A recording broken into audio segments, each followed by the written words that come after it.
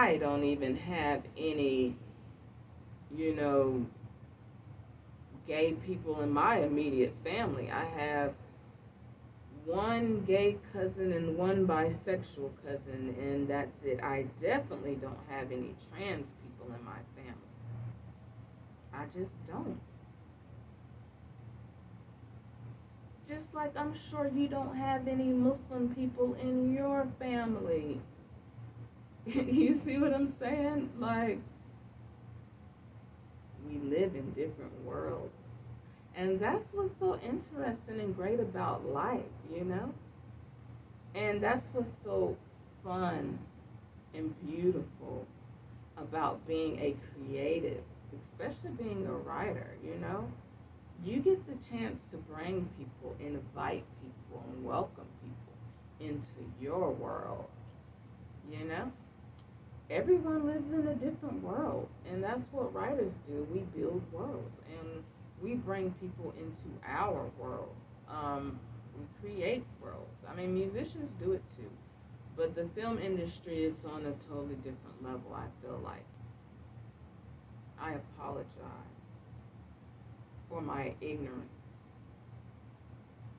Sincerely. Apologize for saying anything offensive. Please remember, I grew up in Raleigh, North Carolina, and I lived there until I was 28 years old. You know, certain things you really don't see. It's just like certain states, you really don't see Muslims. You didn't really see a lot of Muslims in North Carolina. My family stuck out like a sore thumb, especially in the middle of the hood. You know, and that's why I said before about identifying with like-minded people. You're not going to identify with every black person. I'm not going to identify with every Muslim woman because, like I said, every Muslim woman isn't like me. And I'm aware of that. Every Muslim woman doesn't have a vision like me. That's why God chose me to be the pioneer for hijab wearing women, because I'm a Muslim woman that has a vision and determination to go with it, along with being focused and determined and diligent with a strong work ethic to put the work into it and represent in this industry for us. And I'm just asking God to keep me humble and to just let my work speak for itself.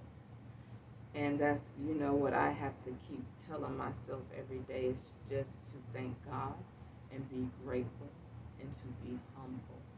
And that's what I aspire to do. You know, I think back on how far I've come and where I come from, and that alone is enough to keep me humble. Because like I told you, no one in my family ever had anything. I don't come from a wealthy family. You won't identify with everyone. And see, now I'm about to drive it home right here, okay? I'm about to drive this home. And I'm going to tie it back to what I was saying about the black standard. Regardless of race, sex, religion, sexual orientation, gender, whatever, being amongst like-minded people that are, you know, that you fit in with, it's so important, along with the fact that being around the people that aren't like you, it makes that so detrimental to your identity and to your overall life. Because those are the people that bully you, tease you, abuse you, talk down on you, and be negative to you, and make you feel like you're not worthy and mistreat you. And that's the thing. I know how it feels to be an outcast. I've been an outcast my whole life because I'm a Muslim in America. I'll always be an outcast in this country. And this is my native country where me, my parents, and grandparents are from. is the United States of America, but I'll always be an outcast here because I am a Muslim and it's not a Muslim country. So I know how it feels to be an outcast. I know how it feels to be bullied, you know? And that's why I say all skin folks aren't kin folks. And I know this is something that the LGBTQ and trans community can relate to. Because, you know, I'm pretty sure it was other black people that were teasing and bullying them when they were little, calling them a faggot, calling them a dyke, calling them a tranny, telling them that they going to hell for being gay. It was other black people doing that to them, bullying them and beating them up.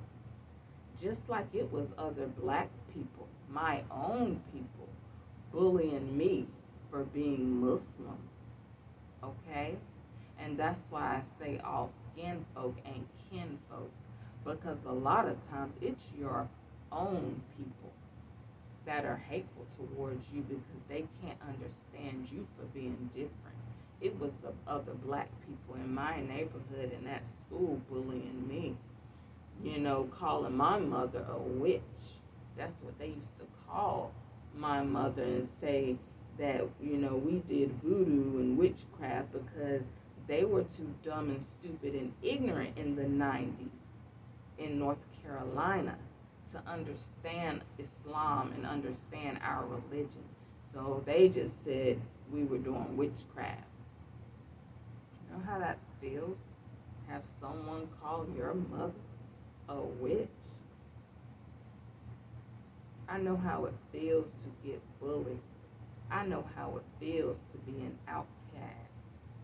Do you know how difficult it was to live in this country? My own homeland, my country where me, my parents, and grandparents are from? After 9/11? Being Muslim in America after 9/11? And people calling you terrorists because of what they've seen and heard on television? So I know how it feels to be an outcast. I know how it feels to get bullied. And a lot of the people that are outcasts, Muslims, trans people, gay people, it's our own people, other black people mistreat and bully us. People that was bullying me were black people, skin just as black as mine. We live in the same neighborhood. Because my last name Muhammad, because my mother covers her hair. That's why all skin folk ain't kin folk. Because a lot of black people are homophobic. A lot of black people are transphobic. And guess what? A lot of black people are Islamophobic. So I know how it feels to be bullied. I know how it feels to be an outcast. I know how it feels to be different. And even though my different isn't the same as you LGBTQ community's different, I'm still different, and I've been different my whole life. I've always stuck out like a sore thumb. Anywhere I go on this green earth, I'm gonna always stick out like a sore thumb. And I'm aware of that. And that's why I apologize to the trans community.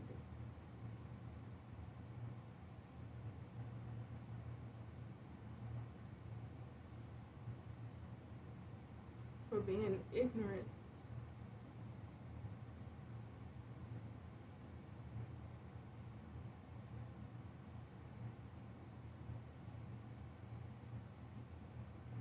I'm sorry, guys.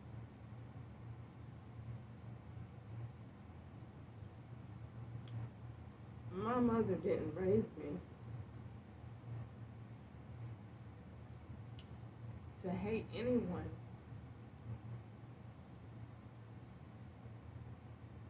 You know?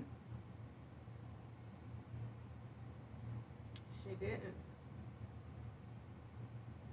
And some people think that black Muslims, are racist and, hate white people because of what they've heard from people like Farrakhan and stuff.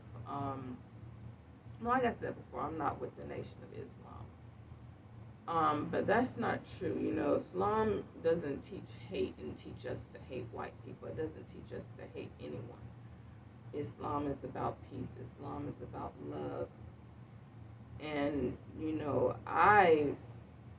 like I said, I never even seen, I can count on one hand the number of trans people I've seen in North Carolina.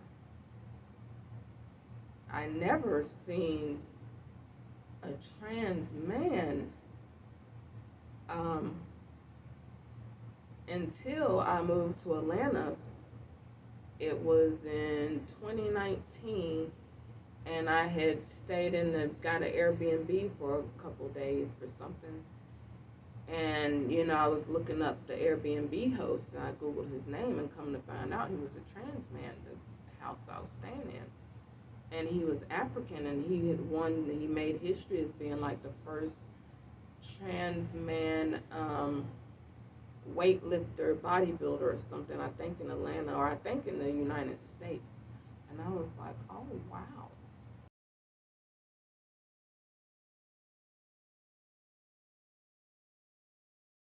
The most I've been exposed to the trans community is once I started doing acting. And like I said, I'm aware that I am in y'all's territory. I know I'm rare because in this industry, everyone belongs to the LGBTQ community. And as much as I feel at home with other creatives, because I love music, I love film, I love, creating. I've always been this creative individual, creative person my whole life. A lot of creatives, some of the most greatest creatives and talented people have been trans people. They are gay people, they are lesbian, they're bi, but I don't live in that part of the creative world. I don't live in that world. I'm a heterosexual woman. And I was also born a female with a vagina. I've always been a female. My mom can prove and confirm that for you. And I only date men. So I don't belong to that community, guys. I'm so sorry. I said things that were offensive. I grew up in North Carolina.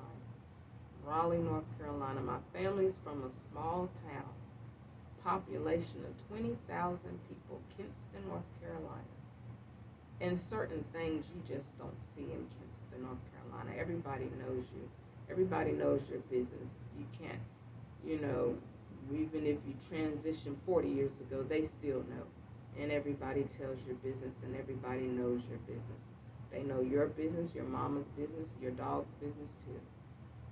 So I sincerely apologize. I understand that I'm the alien, and I'll always be the oddball out, that I'm in y'all's world. I'm in y'all's territory. Hollywood belongs to y'all. It belongs to you gays in the LGBTQ community. I give y'all that. Y'all own that. Y'all did that. I know I won't get far in this industry being ignorant, and that I have to be accepted and accepting of others, and I am. Like I said, I have gay friends. I don't have anything against gay people. I have gay friends. I've had gay friends back in North Carolina. I told you the situation about the young lady. That was the only issue I had. I didn't care with her being gay. I just didn't want her getting gay with me because I'm not gay. And I'm not attracted to women at all. And what's so interesting? And I was reflecting and thinking about this recently. You know how I was saying, being trans is the same thing as like being Muslim. Because people that aren't born Muslim, the converts, people that are born Christian and convert to Islam, like my mom and dad did, when you think about it, it's like a transition. It's just like transitioning. I told you my mom converted to Islam when she was 19 years old. It was in the 70s, a long time ago. My mom was Muslim before I was even born. Both of my parents were Muslim before I was even born.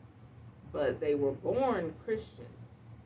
Just like how trans people changed their name when they transitioned to the opposite sex.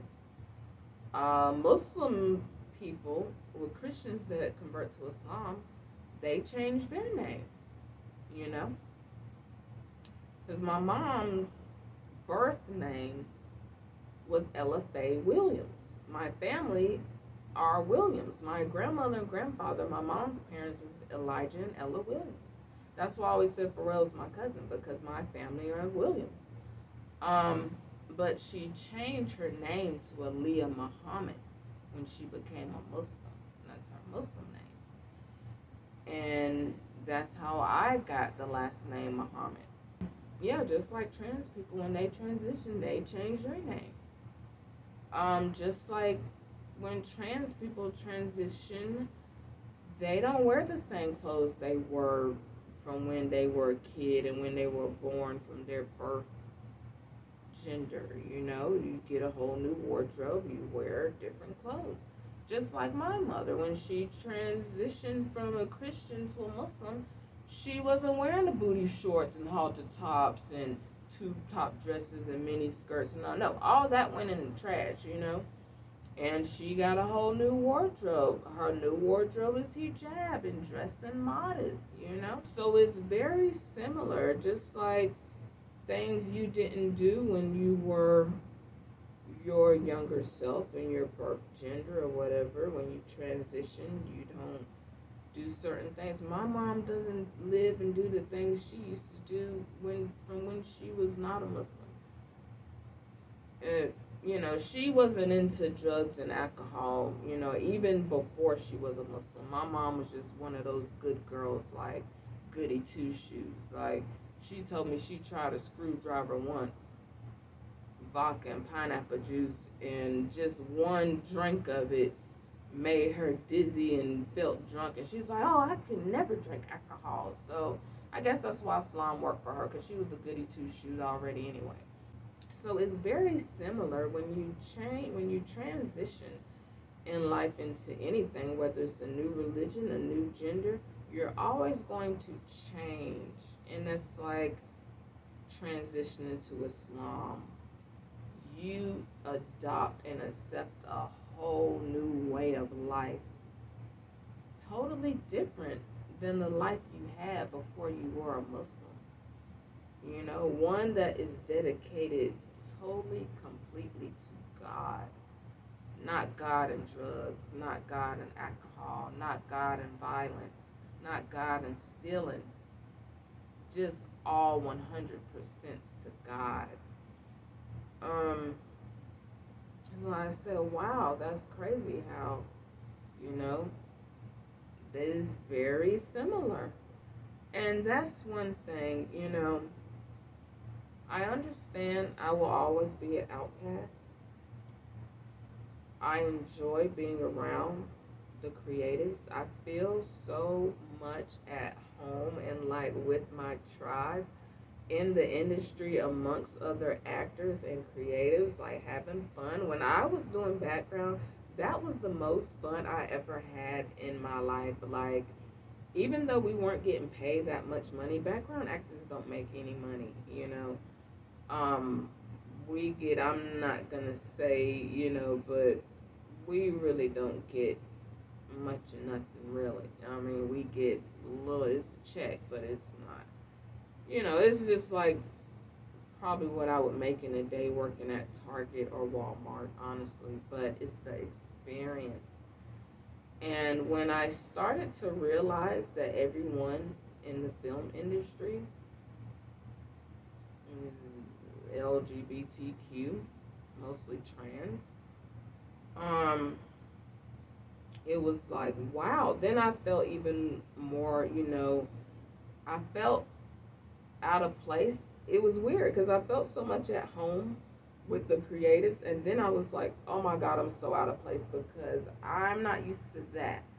I'm not used to this, I'm used to what I'm used to, because I have what I have and I know what I like and I know,